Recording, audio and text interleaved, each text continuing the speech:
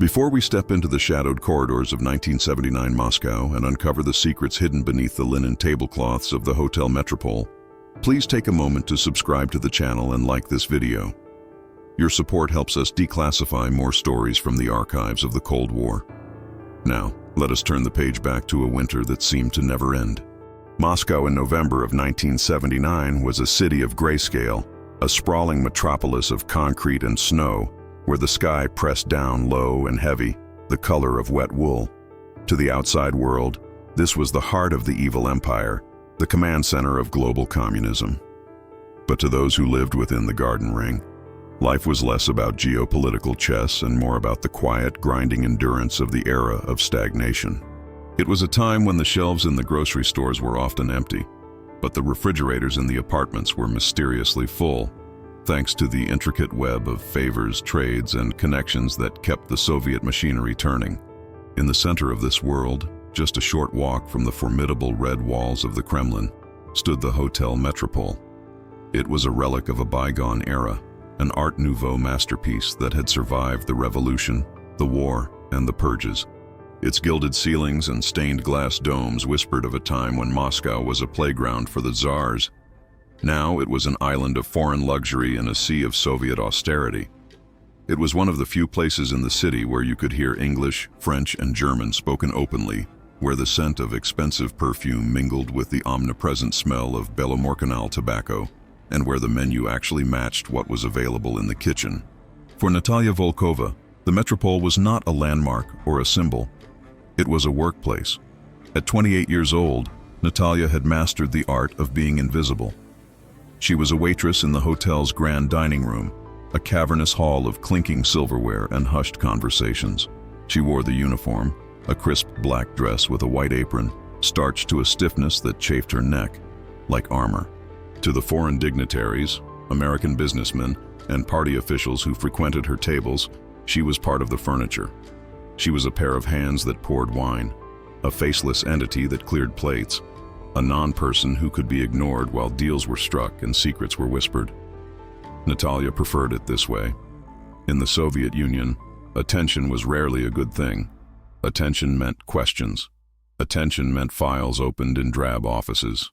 Her father had attracted attention in the late 60s for reading poetry that the state deemed decadent, and his career as a university professor had evaporated overnight, replaced by a position as a night watchman at a warehouse.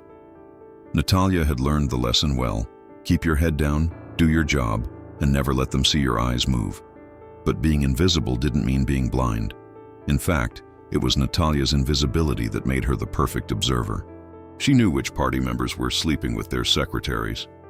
She knew which foreign journalists were actually drinking too much, and which ones were merely pretending to be drunk to lower the guards of their companions.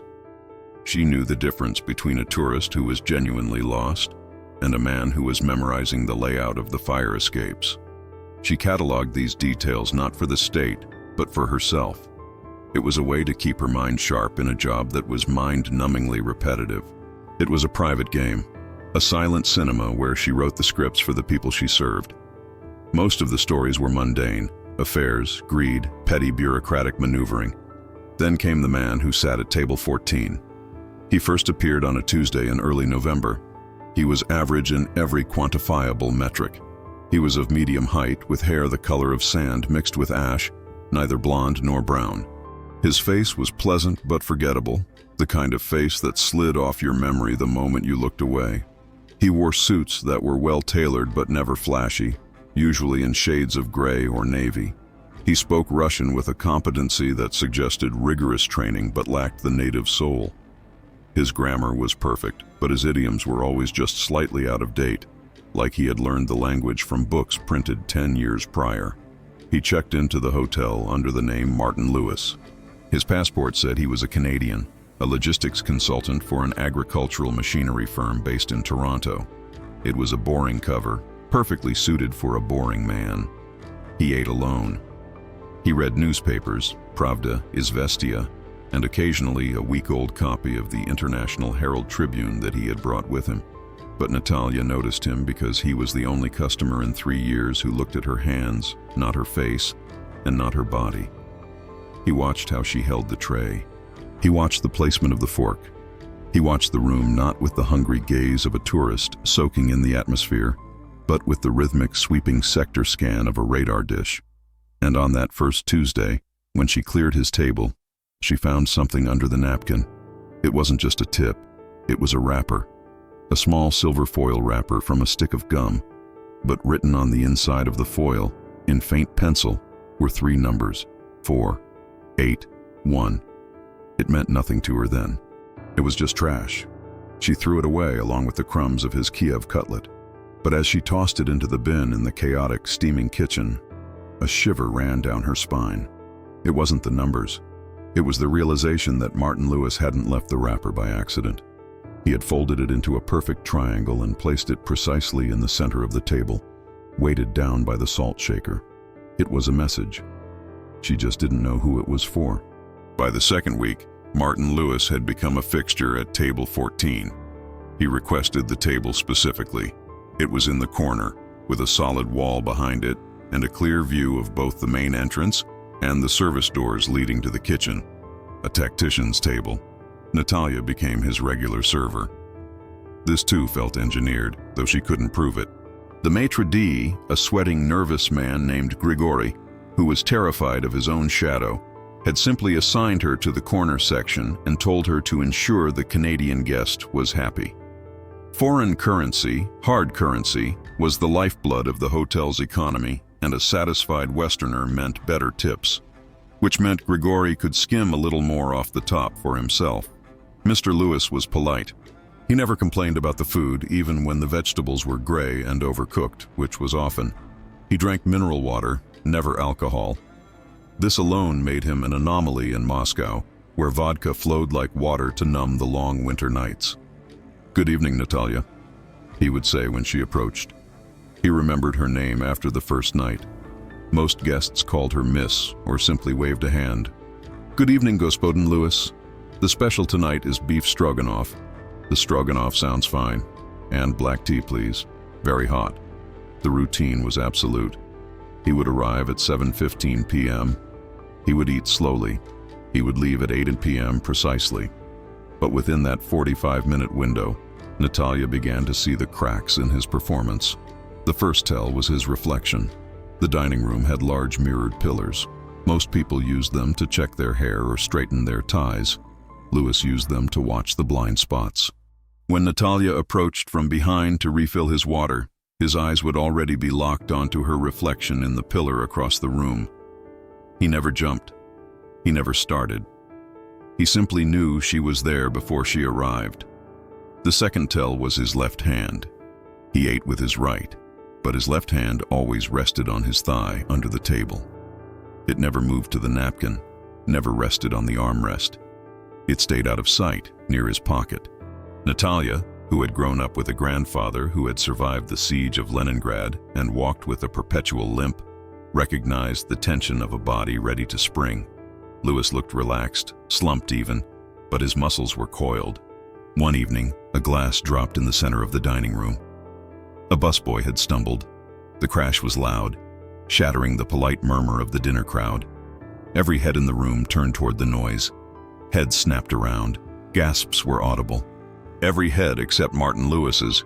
Natalia was standing only a few feet away from him. She saw his reaction. His eyes didn't dart to the noise. Instead, they instantly snapped to the exits. While everyone else was looking at the broken glass, Lewis was scanning the perimeter, checking the doors, assessing the crowd for threats.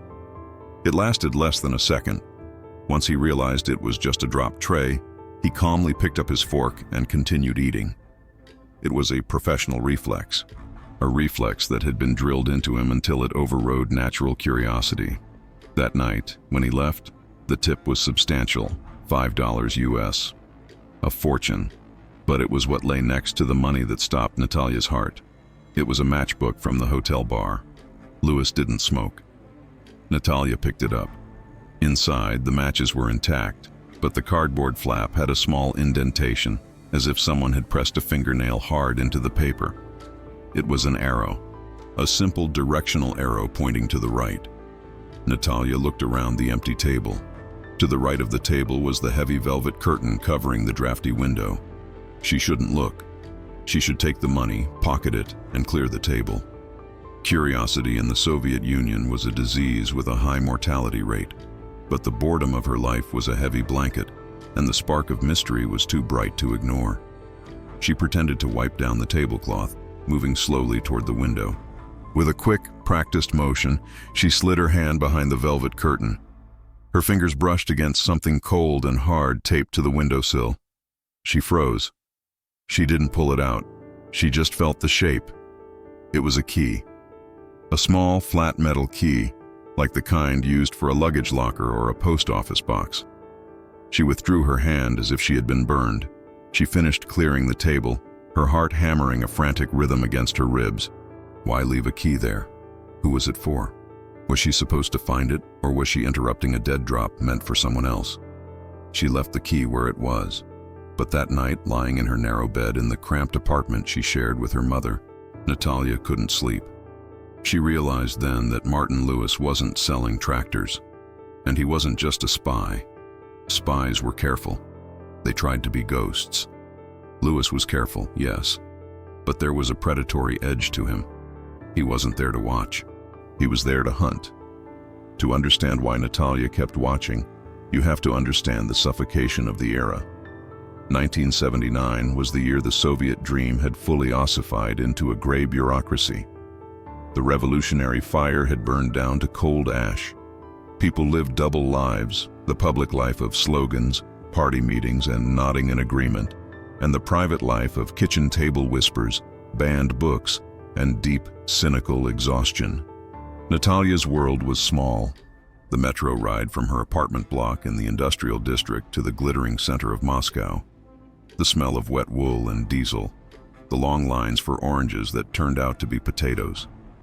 The Hotel Metropole was her window to a world in color. The guests were usually soft. The Americans were loud and laughed with their mouths open, confident in their dollars and their passports. The French were aloof. The Germans were precise. But they were all soft. They had never stood in line for 3 hours for a pair of boots. They didn't know how to fix a leaking pipe with a piece of rubber and wire. Martin Lewis was not soft. Under the expensive suit, he was made of the same hard, cold material as the city itself. Chapter 3 opens 2 days after the key incident. Natalia returned to work with a knot of anxiety in her stomach, half expecting to be met by men in trench coats. But the dining room was calm. Table 14 was reserved for 7:15 p.m. When Lewis arrived, he looked tired. There were dark circles under his eyes, and his suit jacket seemed to hang a little looser on his frame. He ordered the chicken tabaka and a glass of water. "You look weary, Mr. Lewis," Natalia said as she poured his water. It was a risk. Personal comments were discouraged. He looked up at her, and for a moment, the mask slipped. His eyes were incredibly blue and incredibly cold. "Jet lag, Natalia. It never quite goes away. Perhaps the Moscow winter is too long for you." "The winter is the same everywhere," he said cryptically. "It's the waiting that gets to you. The waiting." That night, a second man joined him. This had never happened before. The newcomer was Russian. Natalia knew the type immediately. He was wearing a suit that was too shiny, the fabric cheap synthetic. He was sweating despite the chill in the room. He carried a leather briefcase that he clutched with white-knuckled desperation. Natalia approached to take the order, sensing the force field of tension around table 14. "Just tea," the Russian said. His voice cracked. "Lemon. No sugar." Lewis didn't introduce him. He didn't offer a handshake. He just sat there, stillness personified, watching the Russian man unravel. Natalia moved to the service station, but she positioned herself so she could watch the reflection in the samovar. She couldn't hear their words. The dining room was filling up, and the clatter of silverware masked their voices. But she could read the body language. The Russian was pleading. He was talking fast, using his hands, his eyes darting around the room. He kept tapping the briefcase. Lewis was a statue. He barely nodded. He didn't touch his food. He just watched the man's mouth. Then, the transfer happened. It was so fast, so smooth, that if Natalia hadn't been looking for it, she would have missed it. The Russian reached for the salt. At the same moment, Lewis reached for his napkin. Their hands crossed in the center of the table. A small object, no larger than a matchbox, passed from the Russian's palm to Lewis's. It disappeared into Lewis's sleeve like a magic trick. The Russian immediately looked relieved. He slumped back in his chair, exhaling a breath he seemed to have been holding for hours. He drank his scalding tea in one gulp, stood up, and left without saying goodbye. Lewis remained. He finished his chicken. He drank his water. He checked his watch. When Natalia cleared the table, the napkin was folded differently. It wasn't a triangle this time. It was a square, and underneath it was a $20 bill. It was too much. It was a bribe. It was silence money. Natalia took the money. But as she pocketed it, she felt a sudden surge of anger. Who were these men to come into her city, to play their games in her dining room, to treat her country like a chessboard? She wasn't just a waitress, she was a witness. And she was tired of being invisible. The next day, the hotel was buzzing. The rumors flew through the kitchen staff like wildfire. A high-ranking official from the Ministry of Agriculture had been found dead in his apartment. Heart failure. A tragedy. He was only 52. Natalia froze while polishing a wine glass. Ministry of Agriculture. Martin Lewis's cover was Agricultural Machinery.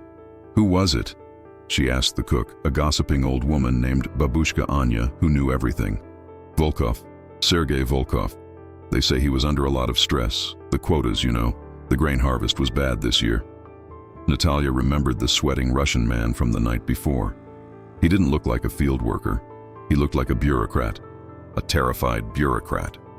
She pieced it together, or at least she constructed a theory. The man at dinner hadn't been Volkov. He was too young, but perhaps he was an aide, a courier. The object passed across the table.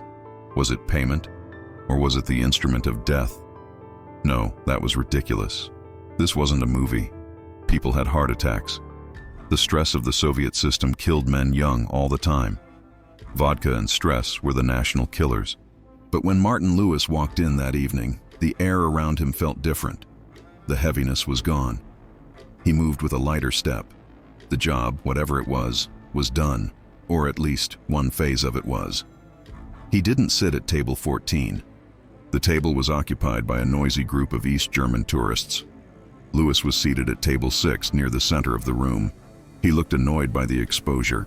Natalia maneuvered to take his section, trading tables with a younger waitress, Sveta, by promising to take her weekend shift. "Mr. Lewis," Natalia said, placing the menu down, "you have moved." "Change of scenery," he said. His eyes were scanning the room more aggressively today. "Table 14 was taken." "I heard about the tragedy," Natalia said softly. It was the most dangerous thing she had ever done. The ministry official, Mr. Volkov. It is all over the kitchen. Lewis didn't flinch. His pulse in his neck didn't jump. He looked up at her with a bland expression of polite confusion. "I'm afraid I don't follow, Natalia. I don't follow local politics." "Of course," she said. "I just thought, since you are in agriculture." "I sell tractors, Natalia. I don't deal with the ministry directly. I deal with the collective farms." He was lying. It was a smooth, practiced lie, delivered with the perfect amount of indifference. But she saw his hand, the left hand, the hidden hand, clench into a fist under the table. He knew she knew, or at least he knew she suspected. The dynamic shifted instantly. He was no longer just a customer. She was no longer just furniture. They were two players on a board, and she had just announced that she could see the pieces. He didn't order dinner. "Just coffee tonight. I have a meeting later." "Business?" "Always business." He drank the coffee quickly. He left a standard tip. No messages, no folded napkins. But as he walked away, he stopped at the maitre d's stand and spoke to Grigory. Natalia watched them. Grigory nodded, looking pale, and glanced over at Natalia. Panic rose in her throat. Had he reported her? Would she be fired? Or worse, denounced? But Grigory didn't come over to fire her. Instead, 5 minutes later, a man in a gray suit, not Lewis, but a Soviet man, clearly KGB, walked into the dining room. He didn't sit. He stood by the entrance, scanning the staff. Lewis hadn't reported her to the management. He had triggered a security check. He was using the Soviet system to protect himself. He was cleaning up a loose end. Natalia realized with terrifying clarity that she had stepped into a cage with a tiger, and she had just poked it with a stick. Natalia needed to know. The fear was there, palpitating in her chest like a trapped bird, but the curiosity was stronger. It was a reckless, purely Russian fatalism. If she was going to be watched by the KGB because of this American, she wanted to know why. Her shift ended at 10:00 p.m. Usually she took the staff bus to the metro station. Tonight she exited through the kitchen loading dock, slipping on her heavy wool coat and wrapping a scarf around her head to obscure her face. The air outside was biting, 20 degrees below zero. Snow crunched loudly under her boots. She walked around the perimeter of the hotel, keeping to the shadows. She saw him. Martin Lewis was standing near the taxi stand, but he wasn't hailing a cab. He was waiting. He wore a heavy trench coat and a fur hat that made him look indistinguishable from a local, except for the quality of the leather in his gloves. A black Volga sedan pulled up. It wasn't a taxi. It had government plates. Natalia hid behind a concrete pillar, her breath clouding in the freezing air. The rear door of the Volga opened. A woman stepped out. She was young, beautiful, and crying. She wore a fur coat that cost more than Natalia would earn in 10 lifetimes. Lewis approached her. He didn't hug her. He handed her an envelope. "Go," he said. Natalia heard the word clearly in the crisp air. It was English. "Tonight. The train is at midnight. They will find me," the woman sobbed in Russian. "They won't. The papers are good. Once you cross into Finland, you're gone. Don't look back." The woman clutched the envelope. "And Volkov?" "It's finished," Lewis said. His voice was devoid of emotion. "He won't hurt anyone else." The woman nodded, wiped her face, and got back into the car. The Volga sped away, tires spinning on the ice. Lewis stood there for a moment, watching the taillights fade. Then he turned and looked directly at the pillar where Natalia was hiding. She stopped breathing. There was no way he could see her. It was pitch black, and she was deep in the shadow. But he stared right at her. He reached into his pocket, pulled out a cigarette. He didn't smoke, and lit it. The flare of the lighter illuminated his face. He wasn't smiling. He looked sad. He dropped the lighter into the snow and walked back into the hotel. Natalia waited for 5 minutes before she dared to move. She ran to the spot where he had stood. She dug through the snow until her fingers brushed the metal of the lighter. It was a cheap, disposable plastic lighter, but wrapped around it was a rubber band holding a small piece of paper. She unfolded it under the sickly yellow light of a street lamp. It read, in perfect Russian, "Curiosity killed the cat, Natalia, but satisfaction brought it back. Go home." He had known she was there the whole time. He had let her see the exchange. Why? The next morning, the news reported that the daughter of a prominent general had gone missing. Rumors of kidnapping. Rumors of defection. Natalia sat in her kitchen drinking strong tea, staring at the lighter. The woman in the fur coat. The papers. Finland. Martin Lewis wasn't just killing people. He was smuggling people out. Or perhaps he was killing the people who stood in the way of them getting out. Volkov, the dead bureaucrat, and the crying woman were connected. Volkov was known for his cruelty. There were whispers about how he treated his female staff. If Volkov was the obstacle, and Lewis removed him, was Lewis a monster? Or was he a savior? The complexity of the Cold War suddenly crashed down on Natalia. It wasn't black and white. It wasn't just us versus them. It was a gray slurry of compromised morals and violent solutions. She went to work. She had to. Calling in sick would look suspicious. When she arrived at the Metropole, the atmosphere was suffocating. There were more men in gray suits in the lobby. The KGB was investigating the disappearance of the general's daughter. They were questioning the staff. Natalia was pulled into a small office by a man with a face like a bulldog. "You served the Canadian Martin Lewis last night?" the officer asked. "Yes, comrade." "Did he speak to anyone?" "No, comrade, he ate alone." "Did he leave the hotel?" "I don't know. My shift ended at 10. The officer stared at her. He had dead eyes. "You are a good citizen, Volkova. If you see anything unusual, you report it to us. The enemies of the state are everywhere." "Yes, comrade." She was released. She walked into the dining room, her legs shaking. Table 14 was empty, but Martin Lewis was there, at a different table, near the window. He was reading a newspaper. When she walked by with a pot of coffee, he didn't look up, but he spoke, his voice barely a murmur. "They are looking for a kidnapper," he said. "I know," Natalia whispered, pouring coffee into a cup at the adjacent empty table to mask her pause. "They won't find one. She left of her own free will." "Why tell me?" "Because you have a good face, Natalia. An honest face. And because you kept the key." "The key?" She had forgotten about the key behind the curtain. "What does it open?" she breathed. "Nothing anymore," he said. It was a backup plan. If things went wrong, she was to take the key. It opens a locker at the train station. Inside is money and a passport. She didn't need it. No, the primary plan worked. He finally looked up at her. "You didn't take the key, you didn't report the key. Why?" "I am a waitress," she said, straightening her back. "I serve food. I do not serve the KGB." A ghost of a smile touched his lips. "Rare loyalty. Dangerous loyalty. Are you going to kill me?"